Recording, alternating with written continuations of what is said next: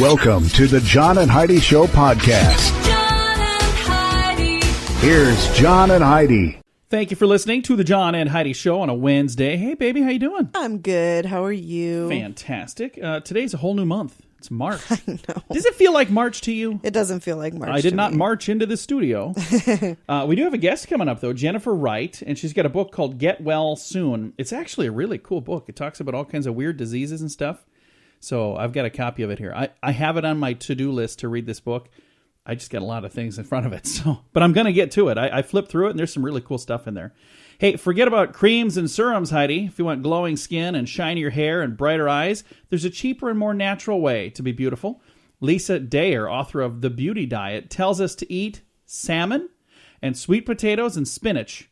I like all three of those. I don't like sweet potatoes. I can do the rest. She says, get ready to be beautiful and shiny inside and out. Salmon is rich in omega-3 fatty acids, which reduce stress, fights depression, and boosts your mood. She says this will go a long way to help us look better and feel better. So there you go. There you go. Salmon. I like salmon. Sweet potatoes and spinach. Sounds like something for dinner tonight. Okay, maybe not. Thanks for listening to the John and Heidi Show. John and Heidi. Today is a special day, Heidi. Do you know what today is? What is today, John? Thought you'd never ask. It's Wednesday, March the 1st. Yeah, it's a whole new month. Today is Asiatic Fleet Memorial Day, Daggum That's Good Day, Endometriosis Day, or Wear Yellow Day, National Horse Protection Day, National Peanut Lovers Day. Today is also Pig Day, Plan a Solo Vacation Day, Refired Not Retired Day, St. David's Day, World Compliment Day. By the way, you look great today. Thank you. And Zero Discrimination Day. So of all of those, which one do you think we should celebrate today? Compliment Day. Okay. You look fabulous. You're glowing. Have you been eating salmon? If you don't know what that means, you should have been here sooner. So of all of those, Pig Day, I wonder what that is. Like, should we eat pigs today? I would celebrate Wear Yellow Day, but it's not a good color. It's my favorite color. Yeah, I like but yellow. But it doesn't look good on me at all. I like yellow on me, but I don't have any yellow clothing anymore. I used to have all kinds of yellow shirts. You got rid of them, so apparently it doesn't look good on me either. I think probably because you wore them out. Oh, yeah, I did. They're like all gone. Coming up, we got some special stuff to talk about on this Wednesday.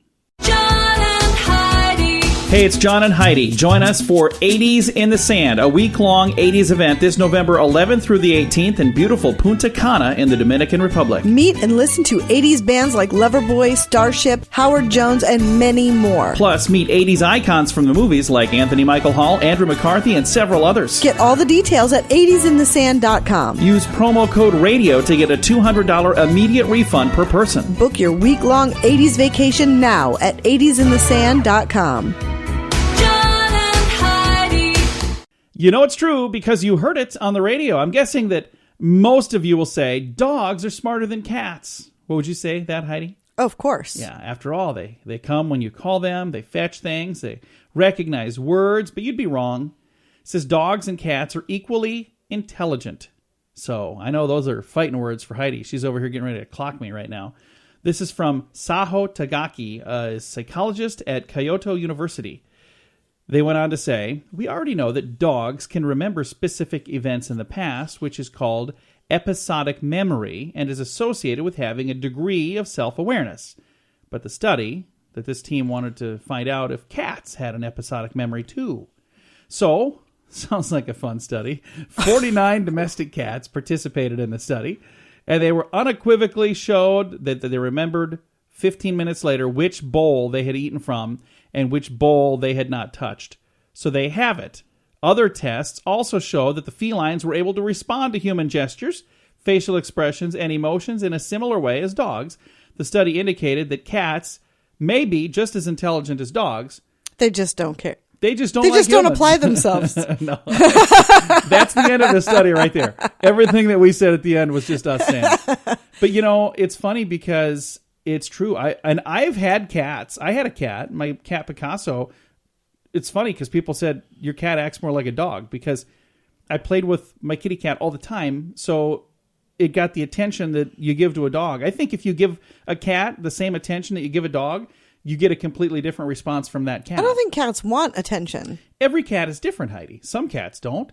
Some cats want to go hide. But we have a dog that does that when people come to our house. Miley goes and hides. Right, but she wants attention from us. No. She's been snuggling with me lately. Have you noticed that? I have noticed I don't know what that. the deal is with that, but I like it. All right. This deal here, this whole cats and dogs might both be smart. You know it's true because you heard it on the radio. John and Heidi. The John and Heidi Show is brought to you in part by the Keystone Treatment Center. This is your brain, and this is your brain on drugs.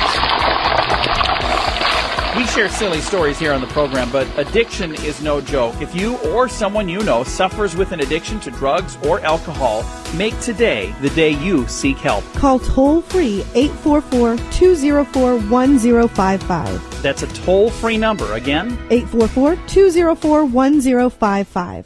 and this is your brain on drugs. A recent study shows that hugs and kisses from mama can help prevent drug abuse later in life.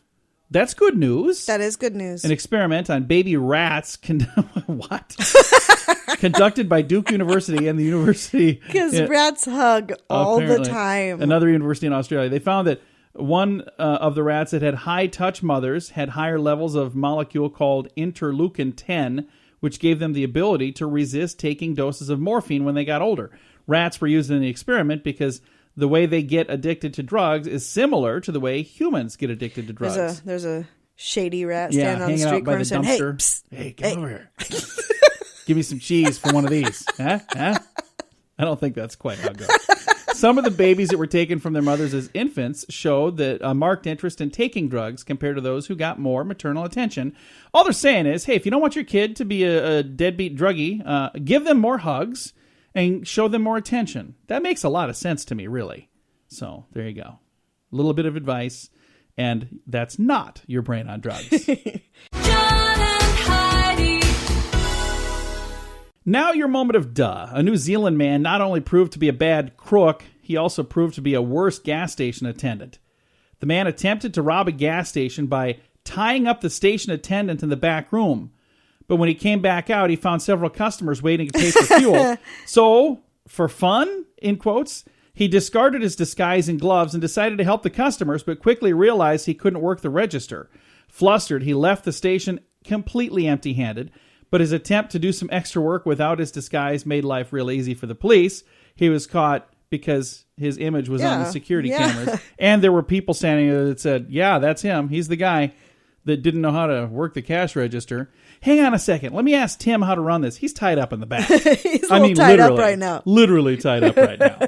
So that was in New Zealand. And again, one more time that I get to say this, it's good to know that we're not the only ones with morons running around, because it's good to have idiots in other At places. least he was a helpful one. There you go. A helpful idiot. Your scoop of the day is on the way.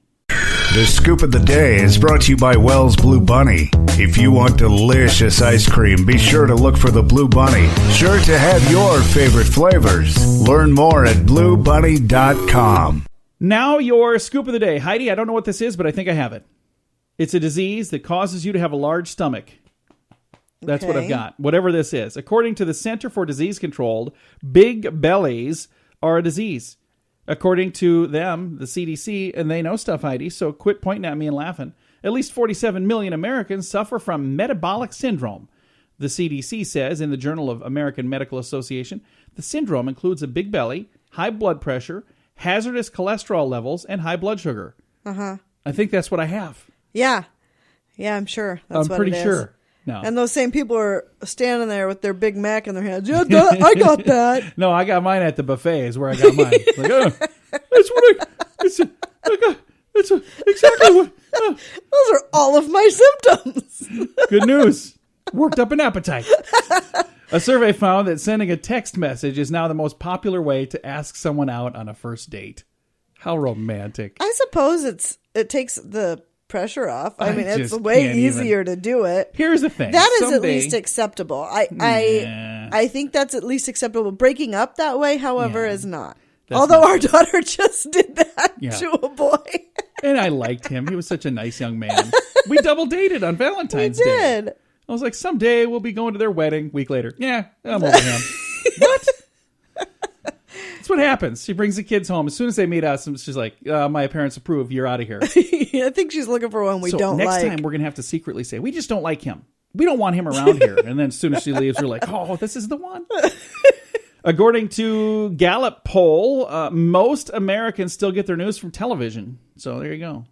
Where do you get your news? Online. Yeah, I kind of get my news from wherever, some guy on the street corner. I don't know. I do watch television news a lot. My wife over here is getting so frustrated. She calls it old people noise. It's old people noise. I put it on a news channel, even if I'm not watching it. I'm like, it's on in the background.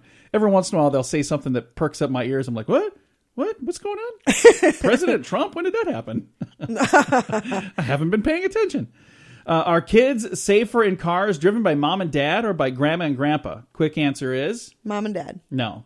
Kids may be safest in cars when Grammy and Grampy are driving. Yeah. According to a study, researchers had to do a double take. They said, we were surprised to discover that the injury rate was considerably lower in crashes when grandparents were at the wheel.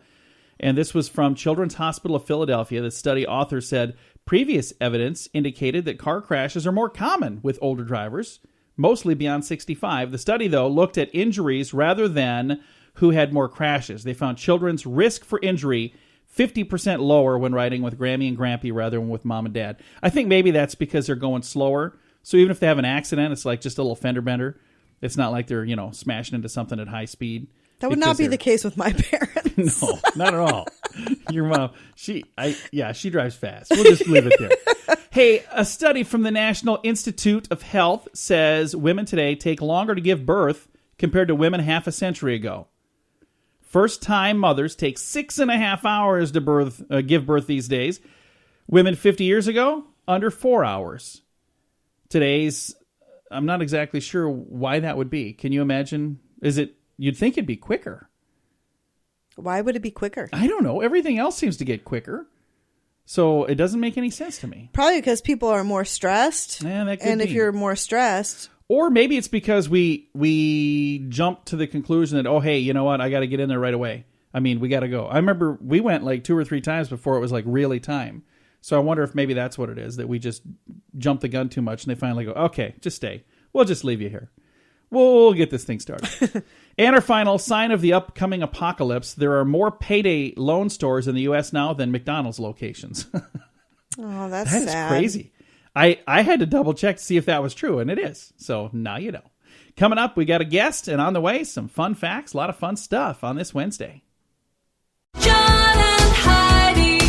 Radio advertising works. When it's done right, it works even better. There are many things you can do to get a better response, and shouting sale really isn't the best thing, believe it or not. Did you know that when you put words to music, they're 9 times more memorable? If you're trying to get people to remember your company, consider a jingle. We work with one of the very best jingle companies in the business, and we'd love to use music to help you grow your company. Learn more and hear examples at RadioReallyWorks.com. That's RadioReallyWorks.com.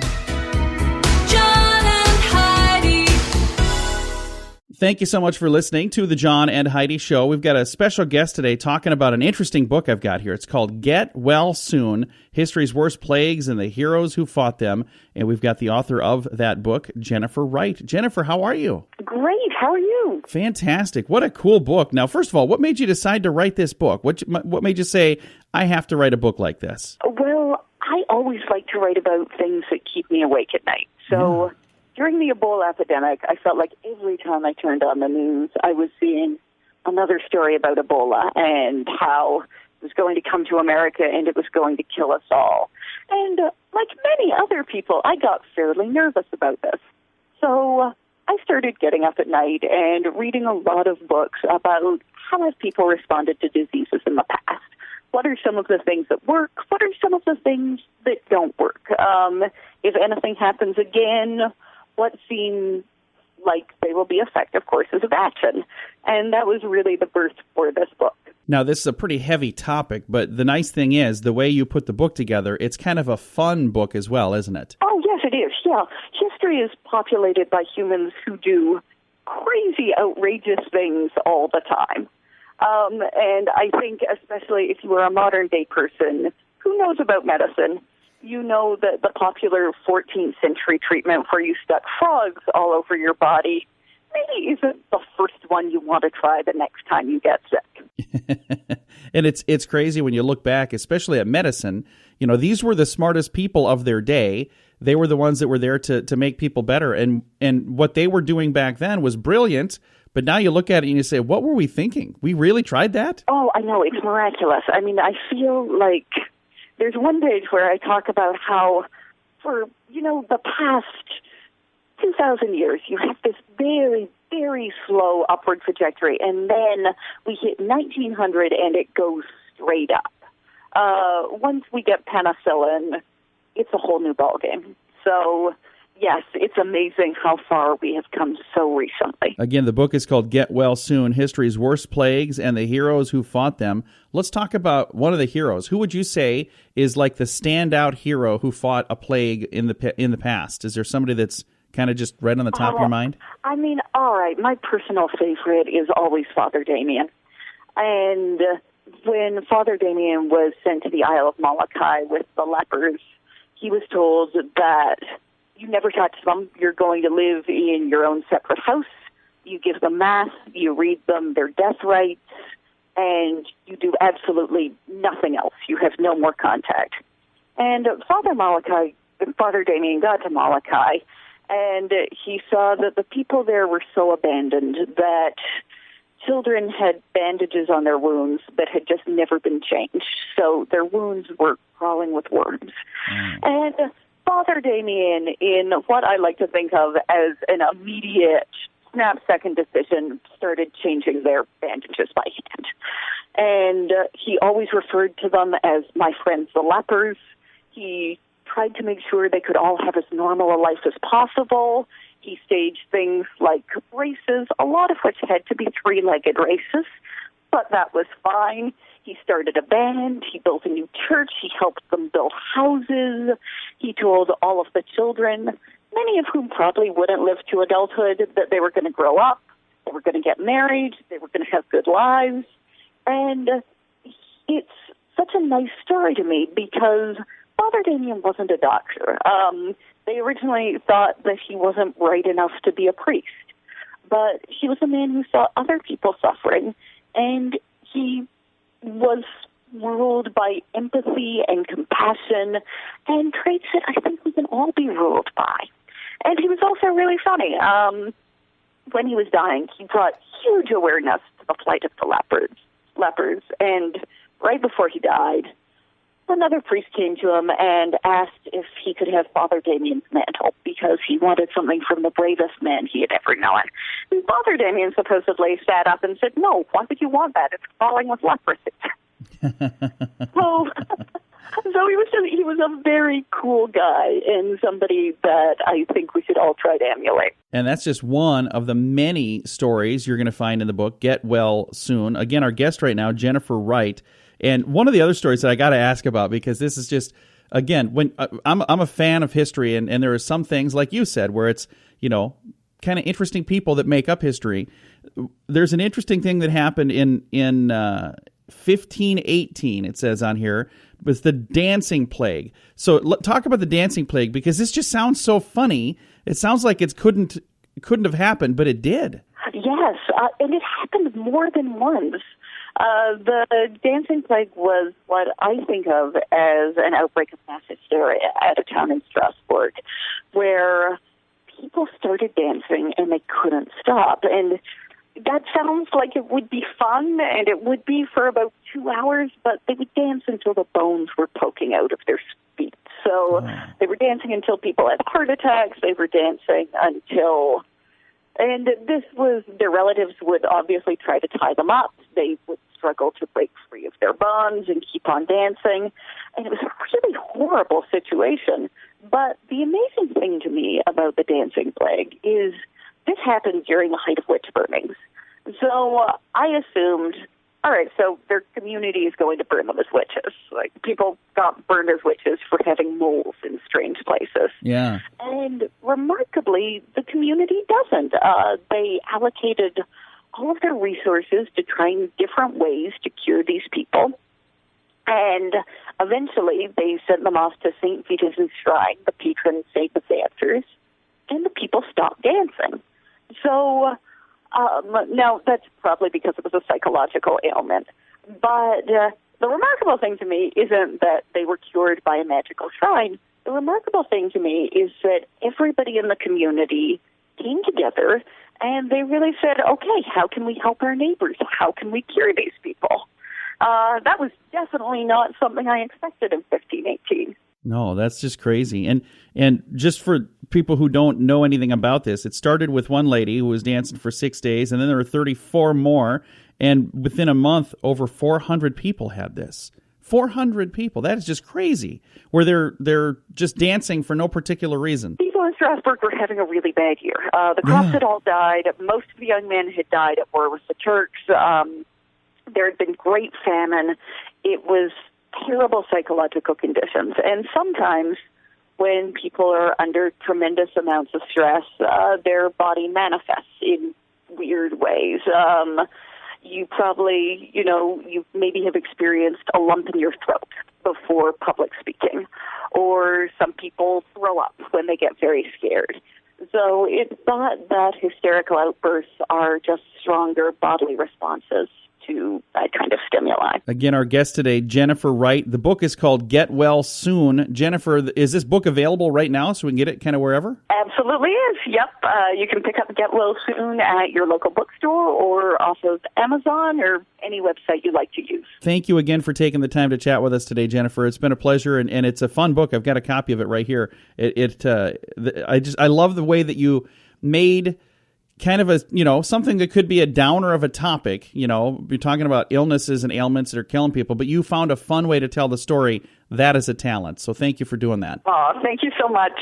Again, our guest today has been Jennifer Wright, the author of the book Get Well Soon, History's Worst Plagues and the Heroes Who Fought Them. It's available right now. Thank you for listening to The John and Heidi Show. John and Heidi. Many people go to college, but when they graduate, they've racked up a ton of debt. Not everyone, though. Matthew Einstone saved over $70,000 on a top-rate education. Then, after everyone wanted to know how he did it, he built a system to show you how to do it, too. Learn how you can use his system for yourself or for your kids. Go to freeeducationuniversity.com. Watch a few videos there for free. Sign up now and get a free 60-minute private consultation with Matthew. That's freeeducationuniversity.com. Use promo code Radio20 to save 20%. John and Heidi. Fun fact for you, Heidi. What's that, John? Because of the Earth's rotation, you can actually throw a baseball a little further if you throw it to the east than if you throw it to the west. Okay. You're throwing it with gravity instead of against gravity. That's or not gravity, but the rotation, with the rotation. So you can throw it further down than you can throw it up. It makes a lot of sense. Hey, fun fact for you, Heidi. What's that, John? I had to cover myself for that gravity thing. The inventor of Frito corn chips paid $100 for the recipe. Oh, well, that was a good deal. That was a good investment. The inventor paid for the recipe? Then they wouldn't have been the inventor. Would they? Yeah. Let's move on. Fun fact for you, Heidi. What's that, John? The Sears Tower in Chicago has 18 elevators. Oh, That's kind of cool. that's Never been interesting. there. And our final fun fact for you, Heidi. What's that, John? This one I didn't know if this was legit. I had to look it up, and I guess it's true. At least the internet says so. The original title for the bestseller Gone with the Wind was what? What was the original title supposed to be? According to the internet, it was Baa Black Sheep. Really? Yeah, Baa Black Sheep. That was the original title of Gone with the Wind. Huh. It's what the internet says, so you know it's true. Another fun fact for you on a Wednesday. John and Heidi. This is Richard Lustig, the world's first and only 7-time lottery game grand prize winner. Since I endorsed Lottolicious, I have won something every single draw. They do all the work. You don't have to worry about running to the store to buy your tickets. They take care of all that. So if you're looking for the best way to play the lottery, to give yourself the best chance of winning, go to radiolottopool.com and join today. Again, that website is radiolottopool.com. John and Heidi. Thanks for listening to the John and Heidi Show. If you are single, you might want to perk the little ears up here because this probably maybe means a little more to you than married folk. If you're looking for a spouse, see what I'm saying? If you're married, you're probably not looking. If you are, hopefully not looking. You better not be. All right. If you're looking for a spouse, according to a new study released by the Institute for Family Studies, they have the best place to find a partner for a quality relationship. Where do you think it is? I don't know, church. There you go. A Charisma News report says 78% of couples who regularly go to church services together say that they are very happy or extremely happy. But don't just go to church together. Build your time together around time doing church activities as well. Shared prayer is even more strongly associated with high relationship quality, according to the study. And that's something that we don't do. We go to church together. We're both Christians. We both pray, but I pray on my own and you pray on your own. We don't pray together. No, that would be uncomfortable. We do for me. Before meals and stuff. Well, yeah, but saying your evening, that would be uncomfortable for me. That's a private thing. I'm having a private conversation with God. I don't need you getting involved. I want to horn in on your private conversation today. I just wonder what you're praying for. It would be kind of interesting to see what you're up to. But I think that's cool. It says if you're looking for a spouse. Now, a lot of you listening right now are probably going to be absolutely shocked to find out that Heidi and I did not meet at church. Instead, we met at a bar. I know, that's a shocker. Every time we talk about Heidi having a drink or two. So, I know. People are baffled by that. I didn't even want to go out that night. My younger brother made me go out. And I am so, so glad that he made me go out. And you weren't going to go out that night. I wasn't. Your friends made you go out that night. Yeah. And so we were both kind of like fish out of water. We didn't really want to be there, didn't really need to be there. And we ended up meeting. And I think they say the rest is history. Is that what it was? There you go. There you go. Anyway, if you'd like to know more about this whole couples who pray together, stay together stuff, I've got the link on our Facebook page, facebook.com/John and Heidi Show. John and Heidi. Hey, it's John and Heidi inviting you to join us for a party in paradise. This is a week-long event with 80s music from over a dozen awesome bands. And 80s movie and TV icons like Anthony Michael Hall, Andrew McCarthy, and several others. Get all the details at 80sinthesand.com. Use promo code RADIO to get a $200 immediate refund per person. We'll even get together to have some drinks with you. Book your week-long 80s vacation now at 80sinthesand.com. That's 80sinthesand.com. John and Heidi. Here's something for beer drinkers to toast to. Beer is paced nearly the same health benefits now as red wine. So, you always hear about how great red wine is. Whatever. According to a recent study at the University of Texas, previous research has proven that on average, those who sip a glass of wine or two live longer than a teetotaler. An analysis of alcohol consumed and non-drinkers have discovered that those who have a daily glass or two of beer live just as long as those who have a glass or two of wine. So they're saying, hey, it's just fine to have some wine. It's, be in good cheer if you have a little beer. Trying to think of something I could rhyme with there. They're saying if you don't drink at all, you might die a little earlier, according to that study. Sponsored by the Beer and Wine Association of Texas. No, it wasn't really, but I'm just kidding. That's not. It wasn't. It doesn't say who it was sponsored by, but sometimes, my wife over here, she tries to make sure that she's healthy by having enough beer and enough wine for the both of us. Somebody's got to do it. I got to watch out for your health. I'm the designated driver, so I'll be dead way before her, apparently. Coming up, we got some more fun stuff to talk about. A story that almost made it as my good news for the day, but we'll tell you why it didn't in a bit. John and Heidi. This story almost made it as our good news for today, but I had another one that was even better than this. Oh. So this is kind of a sad story, but it has a happy ending. So many good news stories do. 10 years ago, Andy Sandness tried to commit suicide by shooting himself in the face. Isn't that terrible? Oh. So how does this become good news? Take a listen to this. Now, a decade later, the 31-year-old has received the rarest surgery in the world, or at least one of them, a face transplant. I think I saw this guy online. He got a second chance, and he plans to do something with it now. You can read his story and see a video and before and after pictures of his surgery on our Facebook page, facebook.com/John and Heidi Show. It is amazing to me. First of all, I want to just say I'm really glad that he made it. It is so sad. I hate to hear it when people take their life. That is such a sad thing. And if ever that's something that's crossing your mind, talk to people you love, and I guarantee you they are going to give you millions of reasons that you shouldn't do that. There's always an answer that can be a better answer than that. And this young man, 10 years ago, so he was in his 20s back then, and now he's 31, and he's got a face transplant. It's just, I'm amazed that can even happen. So, like I said, we've got some more good news coming up. We got another story to talk about before then. No tablets at the table. Just get ready for Heidi to scold me. That's on the way. John and Heidi.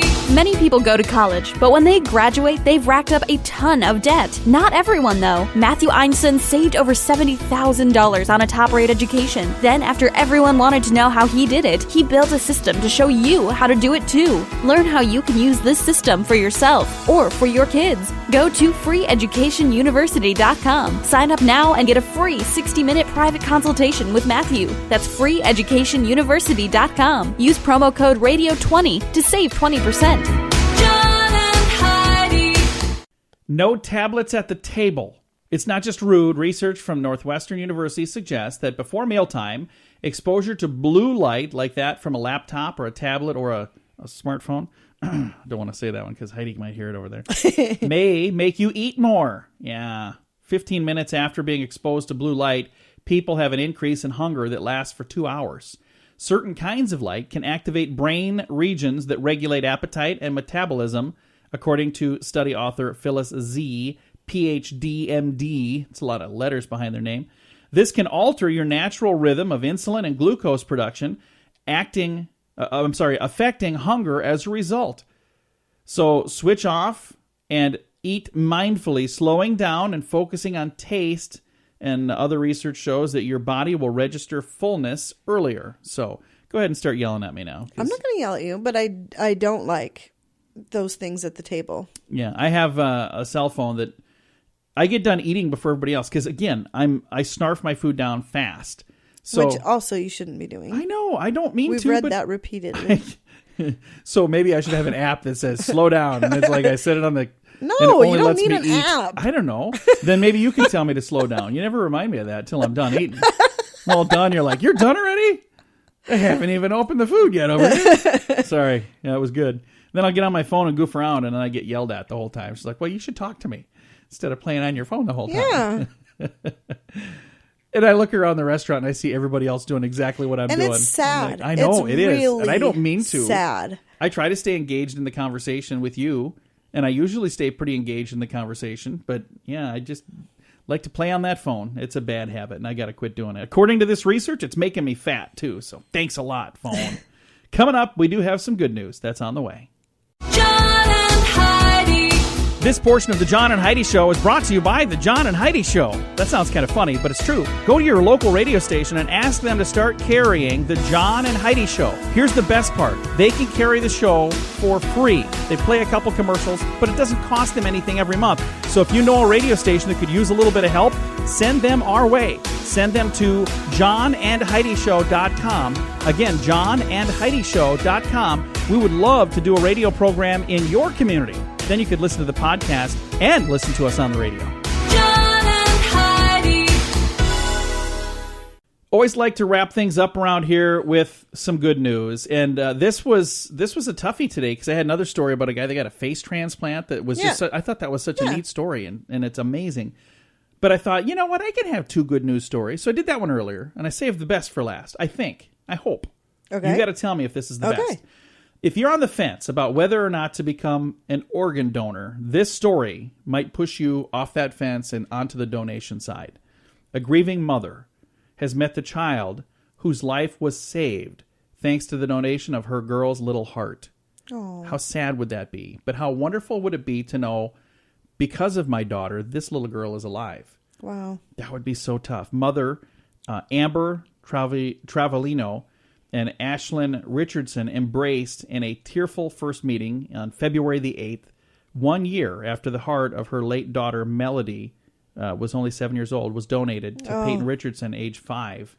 I've got a link to this story from ABC News. It's on our Facebook page at facebook.com/John and Heidi Show. Are you an organ donor? Yes. Am I an organ donor? I hope so. I think so. But I want to make sure you know that yes, the answer is yes. So I think I have it marked on my it's on my driver's license. But yeah. And I don't know if that's enough. Is that enough to just have it marked on there? Do you need to have it somewhere else?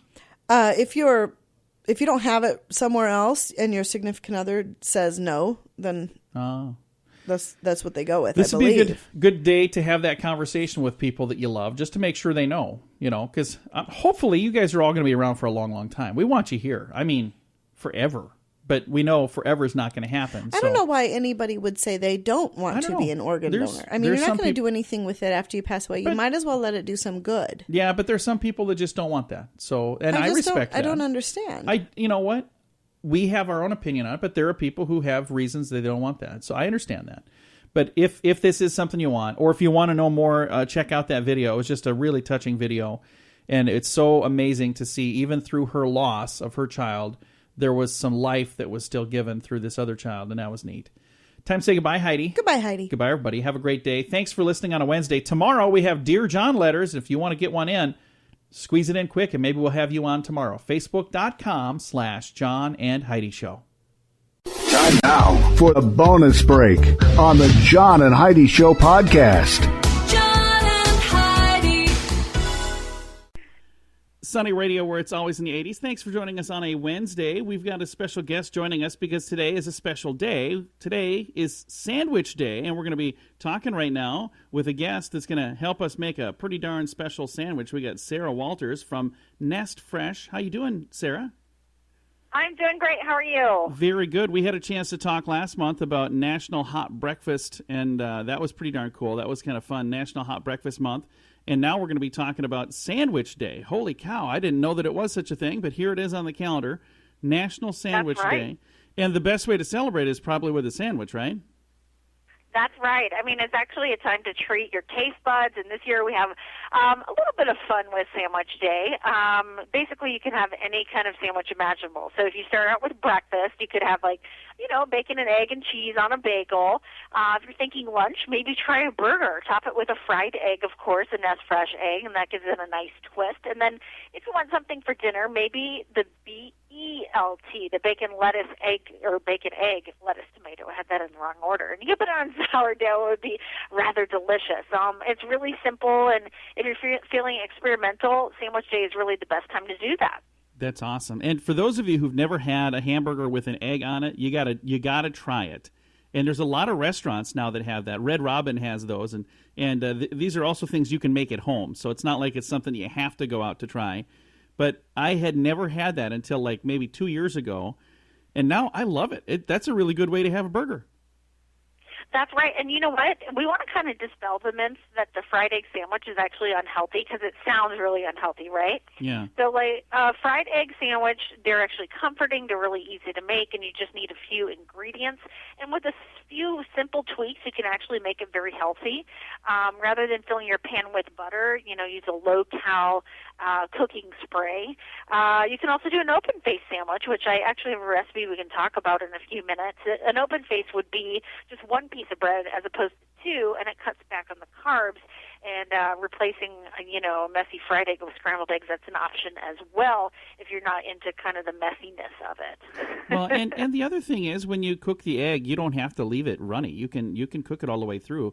I make egg sandwiches all the time, and that's how I do it. Because if you don't, I'm always afraid I'm going to take a bite and then it'll like squirt out right onto my shirt. So. Exactly. And the thing is, too, is, you can make it, like, as I mentioned, scrambled instead of, over easy. You want to keep those yolks in, though. I mean, some people like to go with the egg white route. Not as tasty. And the yolks are actually a really great source of chromium, and they help stabilize blood sugar. Eggs also have vitamin D, and they're high in omega-3s. So really can be quite healthy. And then if you replace the cheese, which I'm not a fan of. I love cheese on my sandwiches. Yeah. But you can replace it with something like avocado, which is giving you that. You're still getting those fats, but it's the good kind. There you go. See? A way to have something delicious that's also more nutritious. Yes. No. It's great to think about that. And eggs actually contain choline as well. It's used to build cell membranes and has a role in producing, signaling the brain, as far as if you're full and what you're eating. As I mentioned, we have I have a recipe I can talk about. Yeah, so let's do that. An open-faced egg and avocado sandwich. So if you're feeling brave, like I said, Sandwich Day is the best time to try something new. Try an open-faced sandwich and add an egg. And as you said, it's very delicious. So you can take one slice of bread, about a quarter of a ripe avocado, a little bit of lemon juice, and then salt and pepper, and then an egg along with some tomato. And so you basically mash your avocado with the lemon juice and the salt and pepper. You make like a little, almost like a little guacamole, but, you don't have the tomatoes in it as well, or the peppers. But you can make just like a little spread, and you toast the bread to just how you like it. Some people like it totally burnt, like my father-in-law. I just like it lightly toasted. Then you cook your egg to your liking, and you put it on there with some very thinly sliced tomato, and spread the avocado on the toast, followed by the tomato, then the egg on top with the salt and pepper. It's just perfect. So there you go. Very good sandwich to try. I have that recipe here, so I'm going to have it posted to make it really easy. So people listening going, man, that sounds really good. Facebook.com/sunnyradio. You can find that right there. It's a very yummy recipe, and again, that's from our friends at Nestfresh, and that's where Sarah is located. Now, Sarah, where can people find Nestfresh eggs? Well, nestfresh eggs are at your local Harris Teeter, your Whole Foods, National Grocers. To find the one in your area, you can go to our store locator on nestfresh.com. So if you head on over to nestfresh.com, you can also go to any of our social pages, Facebook, Twitter, Pinterest, Instagram, telling you a little bit about Nestfresh and why we think it's so important that the quality of your egg is important. A lot of people, buy the cheaper commodity brands, but really, if you have a better egg, you have less runny yolks and very delicious taste, deep in color. In fact, Nestfresh was the first egg to become non-GMO Project verified, and it's not about testing the individual ingredients, but not just a product as a whole. So you want to test those individual ingredients. Nestfresh actually does a network of regional farmers, and we know that freshness is important, and we believe that the animal welfare is so important. So the chickens are well-nourished, they're allowed to roam cage-free, and we believe that healthy chickens actually lead to healthy eggs, and good-tasting eggs, too. It really makes a difference. And better eggs make better breakfast, or today, better sandwiches. It's sandwich. That's right. National Sandwich Day. Be brave. Exactly. So on National Sandwich Day, make sure you have a sandwich, and maybe you squeeze an egg in there and have an egg sandwich for breakfast, or you can have a burger with an egg on it. Again, Sarah from Nestfresh joining us today. Sarah, thank you so much. It was nice to chat with you again. Thank you. It was great chatting with you as well. And again, the recipe that she shared with us, I have shared already at facebook.com/sunnyradio. All right. And I'm going to just go on and share that now. And I love